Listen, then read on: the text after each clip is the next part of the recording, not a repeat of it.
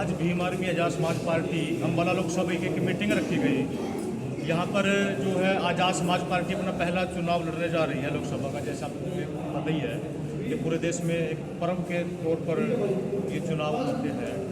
तो चंद्रशेखर आज़ाद जो कि आज़ाद समाज पार्टी के राष्ट्रीय अध्यक्ष हैं, उनके दिशा निर्देश पर यहाँ से हम एक प्रत्याशी की घोषणा करनी थी चंद्रशेखर भाई के आदेश अनुसार। और हमने पूरी लोकसभा के यहाँ पर जो हमारे कार्यकर्ता थे, जो पदाधिकारी थे, उनको बुलाया और उन्होंने सर्वसम्मति से मुझे इस चीज़ की जिम्मेदारी दी कि मैं यहाँ से चुनाव लड़ूं। और सभी ने आश्वासन दिया कि हम तन मन धन से सहयोग करेंगे और जिता करके बढ़ेंगे। किन मुद्दों पर चुनाव लड़ेगी पार्टी? आज देखिए, सबसे बड़ा हमारा मुद्दा ये है कि जो बीजेपी के जो नेता हैं या बीजेपी के कुछ संत भी हैं जो बीजेपी समर्थक हैं, वो कहते हैं कि हमें 400 पार सीटें चाहिए, 400 पार हम करके हम इस देश का संविधान बदलेंगे। तो सबसे पहली लड़ाई हमारी संविधान बदलने की होगी, संविधान को बचाने की होगी, क्योंकि ये तानाशाही सरकार जो कि बार बार हमें कहती है कि 400 पार, ये 400 पार का नारा नहीं है, ये चेतावनी है।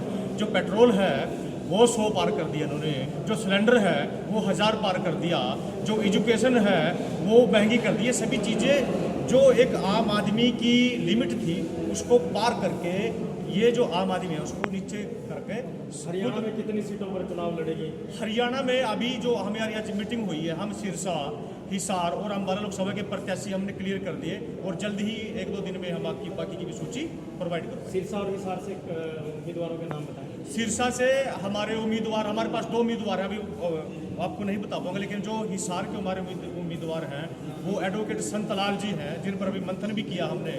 और जो सिरसा के जो कुछ प्रत्याशी हैं जिनमें अभी बातचीत चल रही है, जल्द ही आज शाम तक या कल सवेर तक हम आपको उनकी सूची भी दे देंगे। अगर आप हरियाणा में 10 सीटें जीतते हैं तो आपकी प्राथमिकता क्या रहेगी?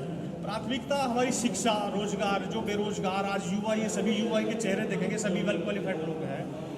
शिक्षा जो है सरकार ने शिक्षा का स्तर इतना आंदोलन किया, वहाँ पर जो है सरकार एक स्कूल बंद करना चाहती थी, सरकारी स्कूल, वहाँ पर आंदोलन करके डीसी से बात करके वो स्कूल खुलवाया। प्राथमिकता रहेगी शिक्षा की, रोजगार की, चिकित्सा, जो आम जन की पकड़ में जो सुविधाएं हैं, सिर्फ उनका हमारा मुद्दा रहेगा। चुनाव चिन्ह क्या रहेगा और आपका और लोगों से क्या उम्मीद है?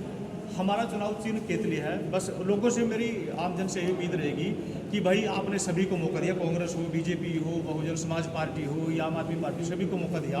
एक बार जो हमें भी मौका दे, आज़ाद समाज पार्टी को भी मौका दे, हम भी इस देश को दोबारा फिर सोने की चिड़िया बनाने का काम करेंगे और इस देश में दोबारा फिर वही उज्जवल तरीके से जो है रोशनी रहेगी, सभी खुशहाल रहेंगे, संपन्न रहेंगे। इसलिए हम एक बार मौका जरूर दें।